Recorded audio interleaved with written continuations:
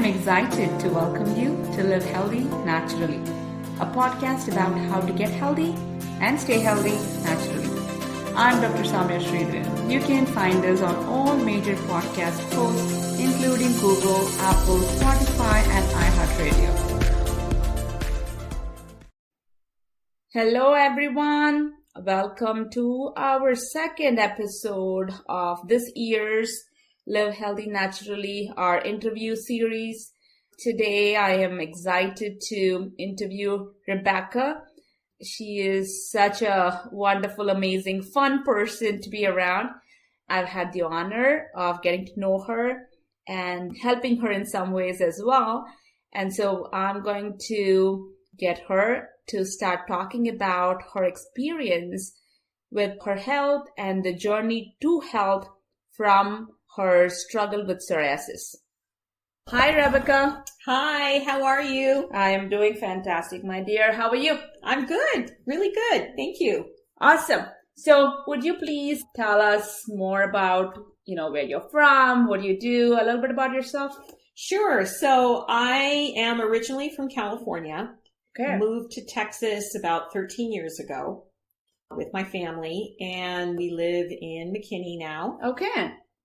Yeah. You're my neighbor. Yes. Yes, I am your neighbor.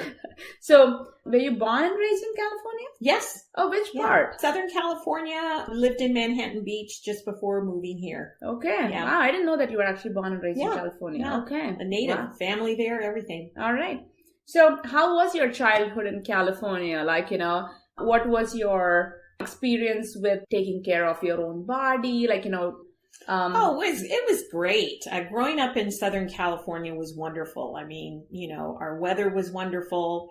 I lived close to the beach, so I was always at the beach. Mm-hmm. That was the fun time. Oh, Lots my God. to do. I feel envious. Yeah, it was wonderful. At the time when I was growing up, suburbia was, being created. So I lived in a large suburban area. Oh, beautiful. Next to golf courses, lots of sunshine. Mm-hmm. It was a great childhood. That's wonderful. Yeah. And how was your health during your childhood? Did you get sick often? Did you go to the doctors often? Well, I would say every year I would get a sore throat. Okay. Like a sore throat, ear infection, nose infection, almost like a respiratory infection every year that I can recall. Okay. It just always happened. And I didn't necessarily get to go to the doctor. My mother liked to just say there's no need to go to the doctor. And she used to make this concoction when we were sick of black tea with honey and lemon. And then she'd throw raisins in it and make a big tall glass and we would have to drink it. So did she actually cook the raisins with the tea, or did she just throw the raisins after? Yes, she did. She cooked the raisins. Honestly, I really didn't like it. Uh-huh. It was, she used to serve it in a big tall glass, and I used to see those raisins floating, and I knew I just don't want to drink it. But I did because I had to. Occasionally, I remember a doctor's visit.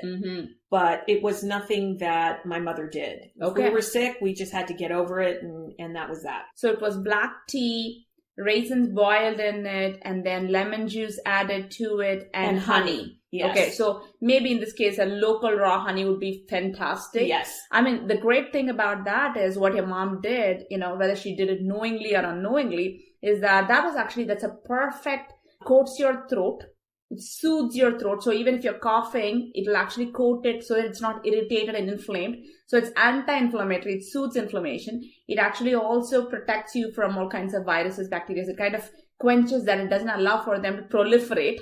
So, I mean, what she did was really strep throat treatment without even probably realizing that that's what she was doing. But there are so many effective remedies like that.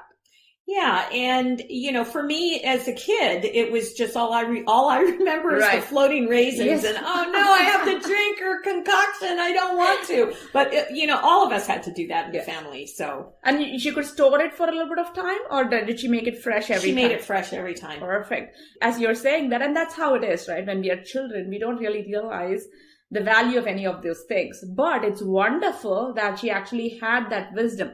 My mom, when I was growing up, she used to actually, I don't know if you've ever heard of neem. It's an herb. It's actually a plant or a tree. It has really, really bitter leaves, bitter flowers, and bitter seeds. And every part of it was used as actually medicine in India.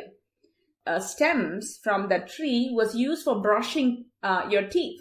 Oh, wow. So what they would do is they'll actually just make it kind of cut it up. And at the end of it, they'll just make it like a brush by, pushing it hard. So it'll kind of become bristles. And then they use that for that. And it's antifungal, antibacterial. Oh, wow. Yeah. And so, but that leaf, also extremely bitter. I mean, extremely bitter, right? When you're a child, who likes bitter things? Nobody. Nobody does. But my mom, every 3 months, she used to actually make kind of a paste out of those leaves. And she'll make us have a small little ball, the size of maybe like a penny, but a ball. And she'll actually make us take 3 of those balls for 3 days. And it's so amazing. I just talked about recently on our Facebook Live about, spring cleansing. So it's March 18th is spring cleansing. And that's a very good time for spring cleansing of our bodies. So what she would do is every 3 months, around the full moon, she would actually give those neem balls. And you would have to take it for 3 days. Okay, so the day before of full moon, the day off, and the day after. And then she would actually give us castor oil with warm water. Oh my God. I mean, talk about awful tasting things in life. The castor oil was another thing my mother would have us do. Exactly. Yeah. Because they knew that gut is where your health starts. If your gut isn't cleansed on a regular basis, you are going to be in trouble. Mm-hmm. That's just how it is. Mm-hmm. And my mom did not know any of these things as the science behind it or what it did. None of those things. She just knew that she had to do this once every few months to the kids so that they are staying healthy. And that's about it. And so we would actually have to drink it. And my sister used to run around the house. I'm not kidding. Like for my mom to give her that ball of neem, it was so horrible. She would be just running around and my mom is like yelling and screaming. It was like a whole charade that takes place at that point in time. And I would be like, okay, mom, just put it down. I'll just drink it. I have to do it anyways. What's the point of fighting it, right? Right. So I would just take it. But I'm so grateful for my mom and the wisdom that came from many generations that actually kept me healthy, really, as a child. Right. So that's awesome. I love that story about your mom doing that. And then what happens? Were you healthy throughout after that, your pregnancies, your adulthood? Well, in my pregnancy, which was discovered that I actually had a uterine fibroid. Oh. Although I never had issues with the uterine fibroid. Mm-hmm. It was just when I got pregnant that they discovered it. And all of a sudden there was this panic, like, okay, we have to watch it. So at that point in time, I had an herbalist that I used to go to, and I went to her in my early 20s and got familiar with natural medicine, herbs and whatever. She was actually an iridologist. Okay. She helped me just feel better. Okay. And when I got pregnant and I saw how everybody was panicking that I had this fibroid, I went and looked for her again.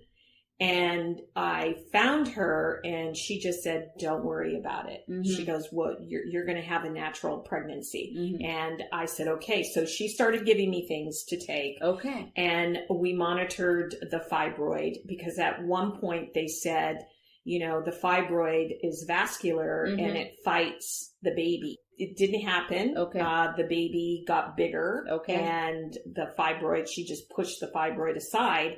So then the panic was, oh, you're probably going to have a C-section. There's no way you're going to be able to have this baby natural. Well, the baby slid into position. And of course, at the last minute, I didn't get the opportunity to go to a class with a bunch of other mothers. So at a certain point, we decided we're going to hire a birth coach. Wow. So she came to the house. She spoke to my husband and I and asked us what our fears were. Like, what are your concerns? What are your fears? And my fear was that my husband was going to pass out and leave me by myself and I not be there for me. And he said, well, I don't know what it's like and I don't know what I'm supposed to do. So she was great. She just said, okay, now I know how to help you both. And she told me, I will never offer you any drugs. She goes, I'm going to take you through labor and everything will be fine. And it was. Wow. So it was another one of those things in the hospital where, I mean, I got there, I was 9 centimeters. So everybody rushed around to get me ready. And I had her out in 6 pushes. Wow. Yeah, all Isn't natural. that wonderful. Yeah. I was just talking about this in the last podcast about how I didn't know that when I moved to this country, because I was new here. I got pregnant in a few years, but I had no idea that there was such a thing as midwives here. Oh. I didn't know that there were people who could do those kinds of things. And it's so wonderful that you actually had all that and you didn't panic when they actually said that you had a uterine fibroid that was vascular and all of that, which is the most common thing to do. Most people, the moment somebody says something could happen to your child, it's not going to grow and so on and so forth, people immediately panic, right? Because they don't even think about their own health. They immediately want their health of the baby, which is understandable. But at the same time, is it really for the health of the baby is another question that we need to ask, which we don't. We just go by whatever the experts say, right? Which is that, oh, that's it. This means that we have to do this, do that, or whatever, right? We have to have a C-section. And we go by that. But I love that you actually didn't listen to what the experts had to say and, kind of trusted your own intuition. Yeah. And I remember the doctor, he was pretty by the book. And I never told him I was going to a naturopath because he told me point blank when I brought it up just to kind of see if he was open to the idea. He said, a natural doctor is not going to help you with this. Right. And right then I said, okay, well, that's all I'm going to share. So it was pretty funny because between my iridologist and then my labor coach, it was very successful. I mean, the doctor got there, I think, on the 3rd push because there was not enough time. Okay. I had her in an hour after getting to the hospital. That is wonderful. You're not going to remember anything. And I remembered everything. I was never nasty to my husband. It was like, okay, is this it? Is this it? And the next thing I know, there she was. So what was interesting is I was able to feel the fibroid because the nurse came and got my hand and said, do you want to feel it? And that was interesting to me to be able to do that. Shortly after, I want to say about 2 years after, I did have it removed. I went to a fertility doctor though, because I felt like a regular OBGYN would not take care of that area like a fertility doctor would. Okay. So I did end up getting it removed. I was glad I did. I felt so much better afterwards, No, but that's wonderful. I mean, the thing is that it is, honestly speaking, your story is not the common story. A lot of people don't know that, especially when there is some kind of complication. It's very, very normal for it to go C-section route and then they'll also remove the fibroid at the same time and so on and so forth. But I'm glad that that was not how your experience was. Your birth was beautiful. Yep. Something that you can always hold on to, right? Because our experiences are our life pretty much. And so if we have some amazing experiences like where your birth is beautiful, the birth of the baby is beautiful and you can tell that story for a long time, it is such an amazing thing. So I'm so glad that you got that story because it's not many people's story. Let me tell you that. Yes. And then after that, so were you actually a mother who was taking care of your child naturally? Like because you were so Yes, of course. That's what I figured. Course. I nursed her. I tease her now because I said, if I never broke you from nursing, I'd probably still be nursing her. She took to it very quickly. And so I nursed her till she was probably about almost, 18 months, quite a bit. And then I steamed vegetables for her. I would put them in little Ziplocs and put them in the fridge so she could go pick what she wants. But I was an all natural mom. Awesome. See, that's again another thing that I love. And our mothers or fathers give us that, then I think we actually give it to the next generation, right? So it's easier to pass it on when we know something from our own parents. If we had no idea of that, and if our mothers themselves were super scared of every little thing and they were constantly running to the doctor and only listening to that, then we wouldn't have any of that knowledge and we will do exactly the same thing. So I love that your mom kind of set you up for that so you could do that for your child. So then what happened? Tell me about your own health journey after. Well, after I had the fibroid removed, I mean, I was fine. My health, I wasn't ever really a sickly person at all. I was a vegetarian for a large number of years until really 2 years before I got pregnant. And then we made the journey to Texas and I started to notice that my feet were dry, like never before dry. And I would go to the doctor and just mention, my feet are really dry. And the response I got was, welcome to Texas. Okay. And I thought, okay, well, that's not helping at all, but whatever.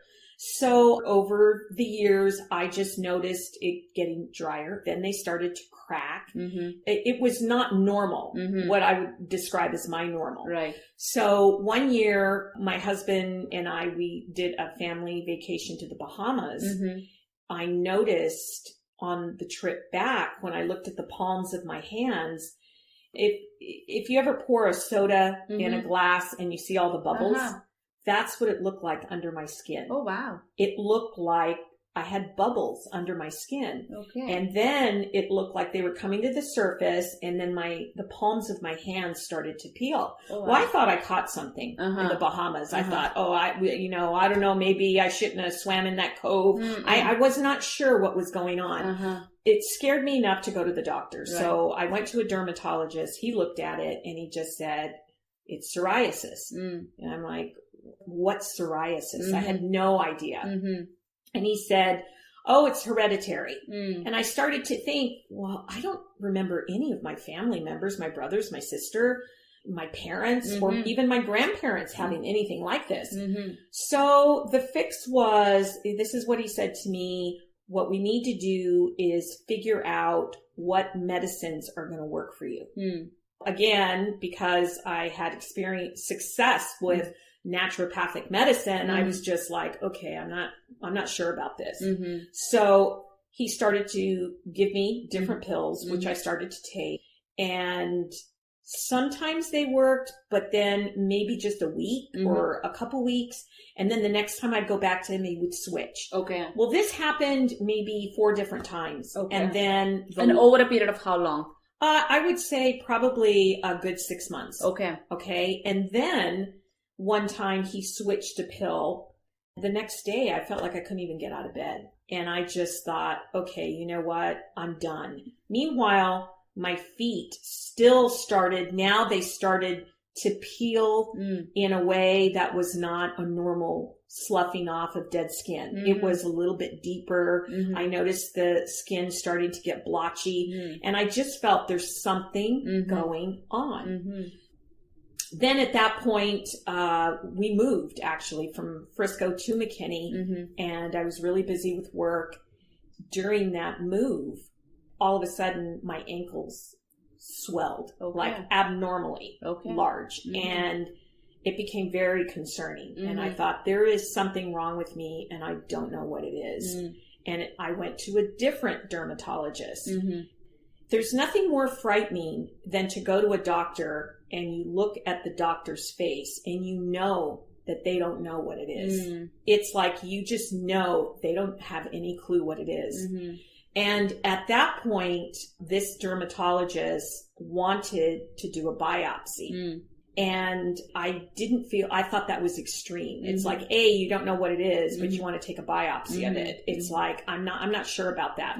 So I always ask, when I don't feel confident in what they're telling me, I always say, is there a conservative approach that we can take today? And she said to me, okay. I said, I'll come back. I'm not saying I won't do the biopsy, but I'll come back. But can you give me something to just calm this down? So she gave me a steroid cream, and I can't remember, some other medication. Right.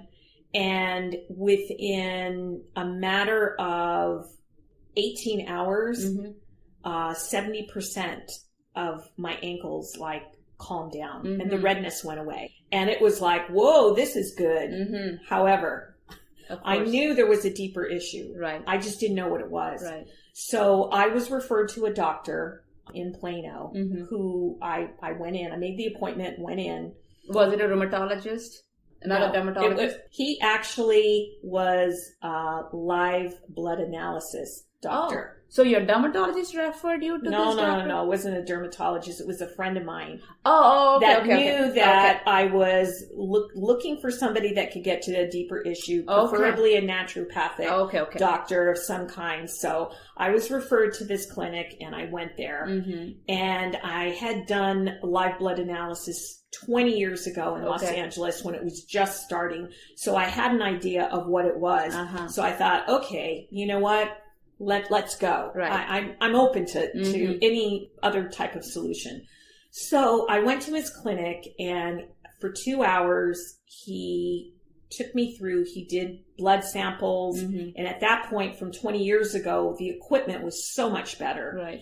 And I knew deep down when we were looking at the blood, and then he went further in with the microscopes to really look at the blood.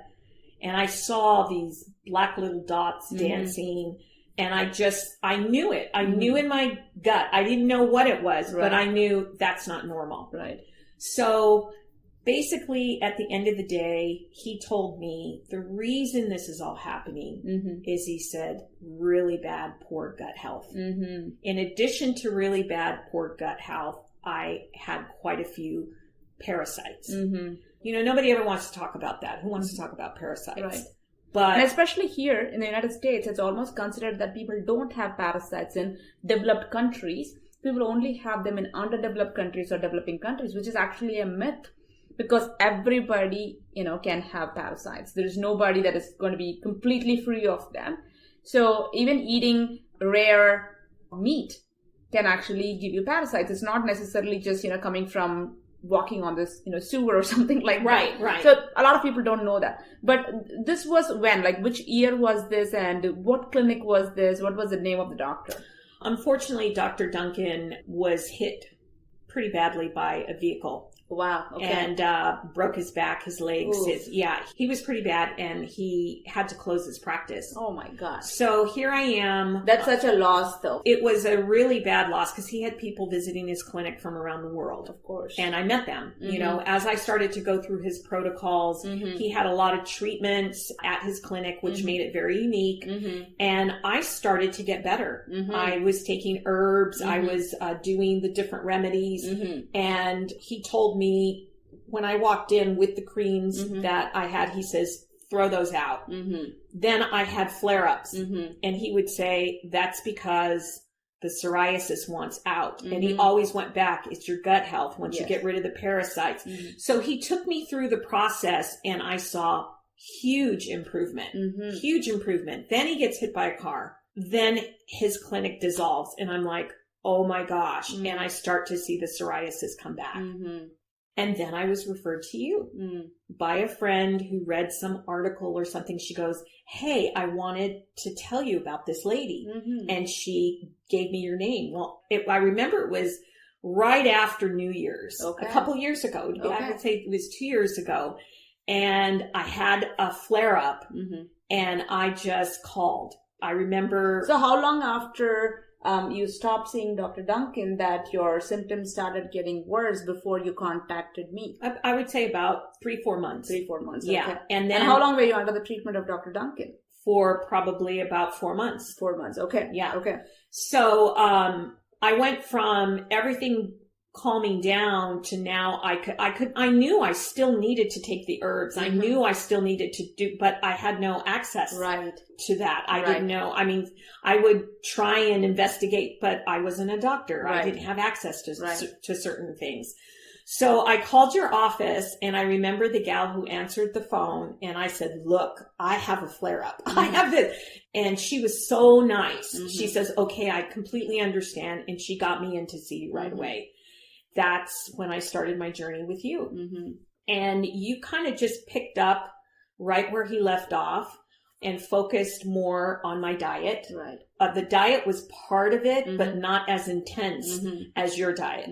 I mean, it was maybe a good transition to go from eating whatever I wanted, drinking wine, doing whatever to, okay, I can only have steamed vegetables. Yes, I remember. You remember that? Because, I remember when you came in, you were actually pretty much was an emergency appointment, I remember. Yeah. Because we didn't really have anything immediately available. So they had to move a few patients to get you in.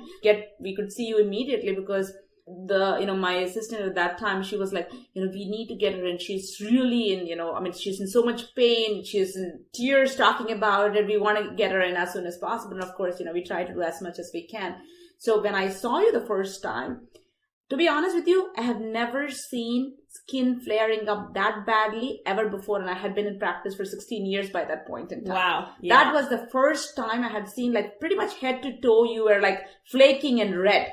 Well, and that was, I had never flared up like that. Uh-huh. I had never flared up like that before. And when that scared me, and I just thought it was, I don't think what people understand about psoriasis is it's painful. Mm-hmm. It is. It's like you can tell somebody it's painful, but it's a pain that never goes away. Mm-hmm. When I saw you, I could tell how much pain you were in because you were just red, swollen up and flaking all over. And as I was looking at you, I can see how much pain you'd be in. Because, if you have a small wound that's actually swollen and red, it's painful enough. If you have it all over your body, it's not even like imaginable. And that's one of the reasons why I had to put you on something that was radical, which was, like a steamed vegetable diet for 21 days straight. But what happened in 21 days? Well, I started to improve. Yes. And I'll tell you, you had me on that for 4 months. Yes, I did. 4 months. And I remember being so happy that I made it through day 21. And then you go, okay, another 21 days. Yes. And it was like, what?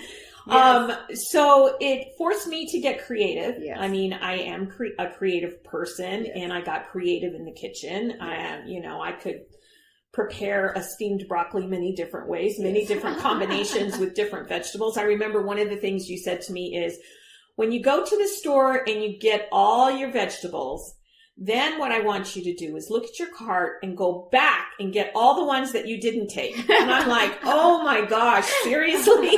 I remember when you said that. The other thing is I couldn't have any fruit. Right. So my body went through some pretty drastic detoxing from fats, sugar, dairy. Yes. Because it's just in our food. Yes. So much of it. We don't even realize. So much of it. But I have to commend you for that because one, you came to me in such a extreme flare that I had never seen prior to that. And despite that, you didn't just throw in the towel and say, okay, let me just lather myself with steroids. You actually came to find another naturopath who could do this to heal you. That really requires so much of internal strength. Well, here's what I know. Throughout my life, it was always the natural way that got me to independence. Yes. I couldn't imagine every time I used the steroid cream, it worked. But the minute I was out of it, it came back with a vengeance. Yes. It didn't come back a little bit. It came back a lot. It's like, what is in my body that it needs to come out, that it's using my skin as the way to do it. Yes, and you're right. You're absolutely right because that's how it is. When your body is trying to say something to us by, the skin problems or gut problems, anything, it is really the language that our body speaks to tell us something is wrong. But when we don't listen or when we don't really go after the cause of the problem, but we only go after the effect of the problem, it's going to keep telling us that there is a problem. Right. So I didn't want to be dependent on a medication. Yes. I just didn't. It's like, this is not how I was born. I didn't believe that it was hereditary because nobody in my family had it. Right. So what did I do or what have I not done to get myself back to that place? Yes.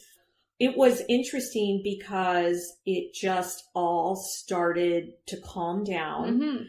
I lost weight. Again, there is no magic pill. There is no magic way of eating. It's just keep it simple and the weight just falls off. Yes. I made it to my high school weight, which is kind of funny, but I went through some healing crisis. Yes.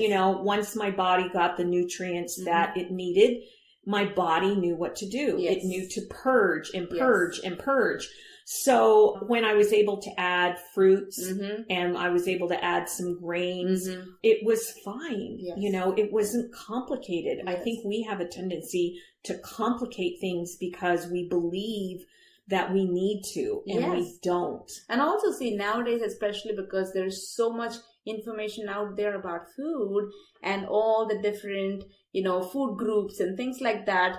Now what people do is they're like, oh, I need to have this much amount of protein. And, I again commend you for actually listening to my recommendations, listening to my advice and doing it, because people actually sometimes get caught up in what they think they know without realizing what their body needs, which is two different things, because we can actually believe what we need versus what you really need. Right.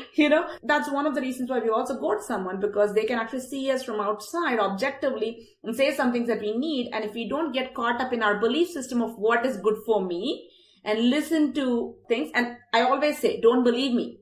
See whether it works. Yeah. Right? Don't believe me. You don't have to ever believe me at all, because it's not a faith that is blind. You just do it and see what happens. And I remember 21 days later when you came, all of the redness had pretty much gone away except for on your ankles and your wrists. That was, you're absolutely right. The body inflammation, the skin, that went completely away. Just in 21 days. Just in 21 days. And that's how powerful that is. And that's something that I often tell people, that when you do what is needed for your body will actually do what is needed to be done. Yeah, it was weird because I knew that because I had experienced it before. Right. But we constantly need to be reminded. Yes, because there's so much of noise outside. Yeah. That actually keeps telling us that no, eat everything. And there's commercials for all kinds of new restaurants and new fast food places that comes up. And even on the healthier side platform, there's a bunch of new products. Yes. And I think what the takeaway for me was really the oils. I didn't really realize, because again, coconut oil is good. Olive oil is really healthy. Yes. Walnut oil is great. Yes. But even eliminating the oils, I saw a difference. Yes. Dairy was huge for me. Yes. Eliminating dairy was just huge. And of course, sugar. Yes. So what was interesting is I started to add things back in. I could actually feel the difference. Yes. And even today, I already know if I eat something that I know it is not the best for me, I feel it. Yes. And equally, when I say, okay, this is what I'm going to do this week, I feel the benefits of it. Yes. So we're in control. Yes, we are. Always. We're in control. Always. And the great thing about it is that it's not that, something is healthy, something is not healthy. Yes, there are certain principles that are basic for everybody, that certain foods are inflammatory. If you eat those things a lot, you're going to be in trouble, period. But there are some foods that may be healthy for somebody, but they may not be healthy for you at this point in time with this condition. So all of that needs to be considered when somebody is, eating foods as well. Like even recently, I had somebody who inquired and asked about, I eat healthy already. You don't need to tell me what I need to eat. And I said, well, we don't do things like that, because you may think what you're eating is healthy, but if you're still struggling with problem, obviously there's something that's affecting you. And food, because you actually put that 3 times or 4 times in your body every day, it may actually have the largest impact on your health than you think. So I'm like, no, I'm going to actually have to check everything that you're eating and see if it is actually conducive for your health at this point in time. It's not whether it's healthy or not. So we need to kind of let go of those ideas and beliefs as well as to what we believe is healthy for us, or what, healthy is for everybody. Right. And I went through calming the inflammation to then detoxing. Yes. And it was, the detox state is different for everyone. Yes. And the way my body chose to detox at this point in my life was different than any other time I had experienced a detox. I want to experience my grandkids. Yes. So I want to be able to be around and be healthy for that. Yes. And it's a choice. Yes. So the great day for me was when my ankles were no longer, that was the last, the hands cleared up pretty quickly, but it was the ankles that took a while. Yes. And when I noticed, wow, they haven't been swollen in a week. Mm-hmm. Oh, they haven't been swollen in a month. Mm-hmm. Oh my gosh. It was just a matter of the texture of the skin getting softer that I began to go, oh my gosh, I'm on the other side. Yes. It took 2 years of discipline. Yes. Was I perfect the entire time? No. Yes. But and that's okay. I knew what I needed to do. Yes. And I finally got to the other side. So I have a great deal of empathy for anybody who has psoriasis or eczema or any kind of skin disorder. Or any other autoimmune condition, because psoriasis is an autoimmune condition. And that's the reason why, many times people will be referred to a rheumatologist who actually, deals with immunological problems. But one thing about that you just mentioned about your ankles being the last thing is because that's the first place where it started, really, your feet. And because of that, and that is how natural cure happens. It always finishes up the first place that it started out. Right. So that's how it works. So that is the reason why it took that long. And that is just the way it always works. First symptoms will go away the last. And the last symptoms that they got will be the first symptoms to go away, because it is actually always following the reverse rule of cure. And that's when you are actually healed. If it's actually doing opposite, like, when you put a steroid, everything will just calm down at the same time. That's not really healing or cure. Correct. When things actually happen like this, and cure is always gradual. It never happens like that. Even though things will calm down, they won't go away immediately, because things have been accumulating for years before we actually even get to that point of curing it.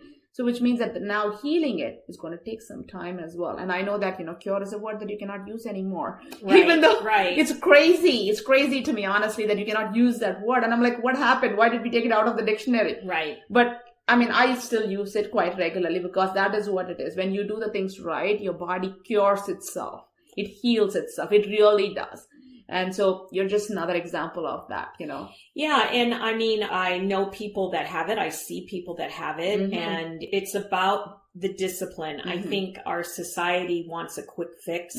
I think we all believe there's a magic pill. Right. And there isn't. And it's pretty basic principles. Yes. You just have to do it. Yes. It's a matter of doing it. Is it inconvenient to go out with a bunch of people to eat at a restaurant while they're having all the things that aren't right for you? Yes. Yes. But can it prevent you from going? No. Yes. You go and you just do the best you can. Order a vegetable salad or a side dish and water, pure water. Yes. It doesn't prevent you from enjoying your life, but in the long term, you do have the ability to heal. Yes. Yeah. And one of the things that I do want you to also, something that I want to tell you is that definitely requires a lot of strength and courage. I applaud you for that, because you have it within you. And that is something that you need to honor and appreciate and celebrate about yourself, because this is not about just psoriasis. This is not about, a practitioner. This is about you and what you are capable of and what you're taking away from this as well for the rest of your life. Yes. Thank you for that. And absolutely. Honestly, the two people who benefited quite a bit from this were my husband and my daughter, because they saw, of course, during COVID, this was all happening during COVID. Right. So we were all together. And I simply said to my husband, you're either going to be cooking for yourself or you're going to be eating what I eat. Right. And he needed a couple days to think about it, but he said, no, okay, I'll eat what you eat. And he ended up losing 50 pounds. He ended up, physically feeling better. And my daughter, the same. She lost weight, her skin cleared up, her acne and all of that. And it was great for me to be able to say to my daughter, I really want you to pay attention to what's going on with me. Yes. And know that if anything remotely similar ever happens to you, you have the ability to do this and take care of it. Oh, that is wonderful. Yeah. That's a great lesson. Yeah. I love that you actually shared that with your daughter, because many a times they kind of get caught up in the whirlwind of what life brings now and what is being told constantly that, again, psoriasis really is considered as an incurable disease. Right.